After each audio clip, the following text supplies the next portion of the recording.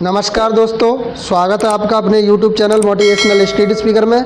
मैं मिस्टर सत्यन सिंह एक बार फिर से हाजिर हूँ आपके साथ एक नई जानकारी के साथ। तो मध्य प्रदेश कर्मचारी चयन मंडल MPESB ने बदला नॉर्मलाइजेशन का फॉर्मूला। अब नया बदलाव क्या हुआ, पहले और अब में क्या अंतर आया है, तो संपूर्ण जानकारी इस वीडियो में आपको बताएंगे। तो वीडियो को अच्छे से देखिए। अगर चैनल पे पहली बार जुड़ रहे हो तो चैनल को सब्सक्राइब करके बेल आइकन को दबा देना, जिससे जब भी कोई वीडियो आएगा तो आप तक जानकारी पहुँचती रहेगी दोस्तों।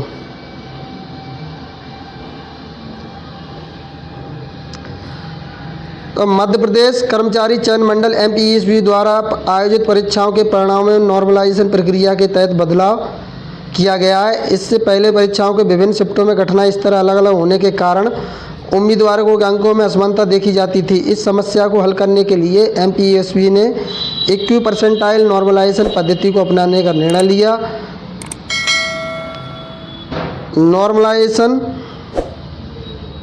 नॉर्मलाइजेशन का क्या अर्थ है दोस्तों?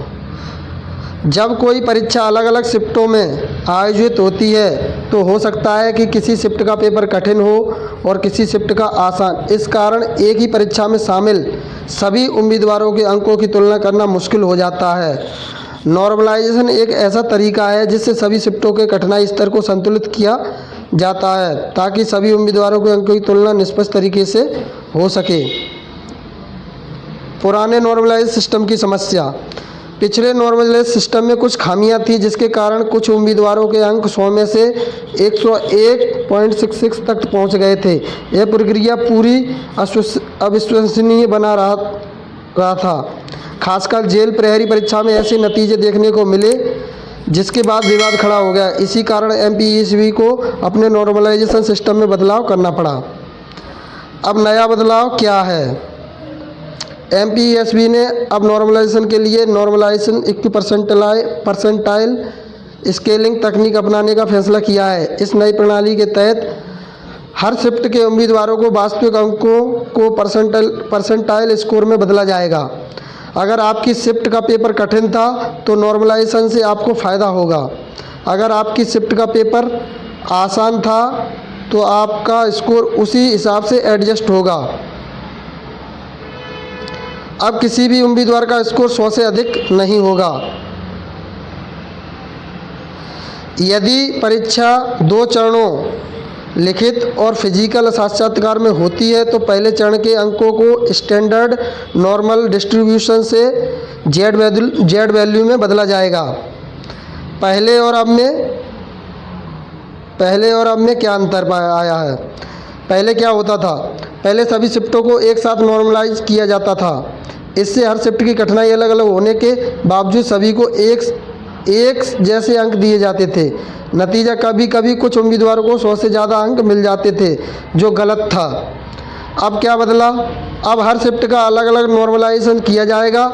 नई इक्वी परसेंटाइल मेथड के तहत हर शिफ्ट के उम्मीदवारों को अंकों को परसेंटाइल स्कोर में बदला जाएगा। इससे अगर किसी शिफ्ट का पेपर कठिन था तो उम्मीदवारों को संतुलित अंक मिलेंगे। अब कोई भी उम्मीदवार 100 से अधिक अंक नहीं पा सकेगा। अगर परीक्षा 2 चरणों में होती है, लिखित और फिजिकल इंटरव्यू, तो पहले चरण को स्टैंडर्ड नॉर्मल डिस्ट्रीब्यूशन से एडजस्ट किया जाएगा। मुख्य बदलाव क्या हुआ दोस्तों? पहले सभी शिफ्टों को एक साथ नॉर्मलाइज किया जाता था। अब हर शिफ्ट का अलग अलग नॉर्मलाइजेशन होगा, जिससे परीक्षा ज़्यादा निष्पक्ष होगी। इस बदलाव से उम्मीदवारों को नुकसान या फ़ायदा नहीं होगा, बल्कि निष्पक्ष परिणाम मिलेगा। मल्टी स्टेज परीक्षाओं के लिए नया तरीका। कुछ परीक्षाएं केवल एक चरण में होती हैं, जबकि कुछ 2 चरणों में आयोजित की जाती है, जैसे कि पुलिस भर्ती परीक्षा ऐसे मामलों में है। पहले चरण के प्रतिशत स्कोर परसेंटाइल स्कोर को जेड वैल्यू में बदला जाएगा। फिर दूसरे चरण फिजिकल टेस्ट और इंटरव्यू के अंकों को इस जेड वैल्यू के साथ मिलाया जाएगा। इससे पहले चरण में कठिनाई स्तर के कारण किसी भी उम्मीदवार को अनुचित लाभ या नुकसान नहीं होगा। इस बदलाव से उम्मीदवारों को क्या लाभ होगा? अब शिफ्ट की कठिनाई स्तर का असर स्कोर पर नहीं पड़ेगा। हर उम्मीदवार के लिए समान अवसर सुनिश्चित होगा। कोई भी उम्मीदवार 100 से अधिक अंक प्राप्त नहीं कर सकेगा। परीक्षा परिणाम अधिक विश्वसनीय और निष्पक्ष होंगे। उदाहरण के साथ समझें दोस्तों। मान लीजिए MPESB परीक्षा 3 शिफ्टों में आयोजित होती है और हर शिफ्ट की कठिनाई अलग अलग है। पहले क्या होता था, पुरानी प्रक्रिया के हिसाब से बताते। पहले सभी शिफ्टों के अंकों को एक साथ नॉर्मलाइज किया जाता। शिफ्ट फर्स्ट आसान पेपर, अधिकतर उम्मीदवारों को 80-90 अंक मिले। शिफ्ट 2 मध्यम स्तर का पेपर, अधिकतर उम्मीदवारों को 70-80 अंक मिले। शिफ्ट 3 कठिन पेपर, अधिकतर उम्मीदवारों को 60-70 अंक मिले। अब क्योंकि शिफ्ट 1 का पेपर आसान था, इससे उम्मीदवारों को बिना किसी एडजस्टमेंट से ज़्यादा अंक मिल जाते थे, जबकि शिफ्ट 3 के उम्मीदवारों को नुकसान हो जाता था। अब क्या बदला है, नई प्रक्रिया क्या है? अब हर शिफ्ट के अंकों को अलग अलग परसेंटाइल स्कोर में बदला जाएगा।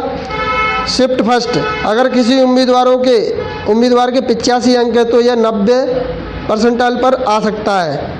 नंबर 2, शिफ्ट 2, अगर किसी उम्मीदवार के 75 अंक है तो यह भी 90 परसेंटाइल पर आ सकता है। शिफ्ट 3, अगर किसी उम्मीदवार के 65 अंक है तो यह भी 90 परसेंटाइल पर आ सकता है। नतीजा, अब इन सभी उम्मीदवारों को समान रूप से स्केल किया जाएगा और नॉर्मलाइजेशन के बाद इनका स्कोर बराबर हो जाएगा। इससे पेपर के कठिनाई स्तर का असर खत्म हो जाएगा और सभी के साथ न्याय होगा। पहले जहां शिफ्ट 3 के उम्मीदवारों को नुकसान होता था, अब उसे उचित अंक मिलेंगे। अब 100 से अधिक अंक नहीं होंगे क्योंकि हर शिफ्ट अलग अलग स्केल होगी। इससे परीक्षा निष्पक्ष होगी, सभी उम्मीदवारों को समान अवसर मिलेगा। इक्यू परसेंटाइल नॉर्मलाइजेशन फॉर्मूला के साथ समझाएगा उदाहरण। अब हम इससे सूत्र फॉर्मूला उदाहरण के माध्यम से समझते हैं। MPSB ने जो नया फॉर्मूला अपनाया है वह इक्यू परसेंटाइल नॉर्मलाइजेशन पर आधारित है। इसका मुख्य सूत्र ये है, फॉर्मूले में दर्शाया गया है, देख सकते हैं दोस्तों आप यहाँ पे, ये फॉर्मूले के हिसाब से समझाया गया है। यहाँ पे आपको बता नतीजा क्या बताया गया है इसमें। उम्मीदवार ए ने 85 अंक लिए लेकिन शिफ्ट 1 का पेपर आसान था। उम्मीदवार बी ने 75 अंक लिए लेकिन उसकी शिफ्ट का पेपर कठिन था। और उम्मीदवार सी ने 65 अंक लिए लेकिन उसकी शिफ्ट का पेपर सबसे कठिन था। इक्यू परसेंटाइल नॉर्मलाइजेशन के कारण तीनों उम्मीदवारों का परसेंटाइल स्कोर 90 आया है दोस्तों, ठीक है। अगर परीक्षा 2 चरणों में होती है, जैसे लिखित और फिजिकल टेस्ट, तो परसेंटाइल स्कोर को जेड वैल्यू में बदला जाएगा। इसके लिए यह फॉर्मूला होगा। इसका मतलब यह है, पहले चरण में अंक, दूसरे चरण फिजिकल के अंक अलग अलग नहीं जोड़े जाएंगे, बल्कि पहले चरण को जेड स्कोर में बदला जाएगा ताकि कठिनाई स्तर संतुलित हो चुके। मुख्य बदलाव क्या हुआ है? पहले सभी शिफ्टों को एक साथ नॉर्मलाइज किया जाता था, समानता थी। अब हर शिफ्ट का अलग अलग परसेंटाइल स्कोर निकाला जाएगा, फिर उसे स्टैंडर्ड नॉर्मल डिस्ट्रीब्यूशन से संतुलित किया जाएगा। पहले कुछ उम्मीदवारों को 100 से अधिक अंक मिलते थे, अब कोई उम्मीदवार 100 से अधिक अंक नहीं प्राप्त कर पाएगा। ये दोस्तों नॉर्मलाइजेशन का नया फॉर्मूला है दोस्तों। आप जहाँ तक आपको समझ में आ गया होगा दोस्तों। अगर वीडियो अच्छा लगे तो प्लीज़ लाइक कमेंट करना। मिलते हैं नेक्स्ट वीडियो में एक नई जानकारी के साथ, तब तक के लिए जय हिंद दोस्तों।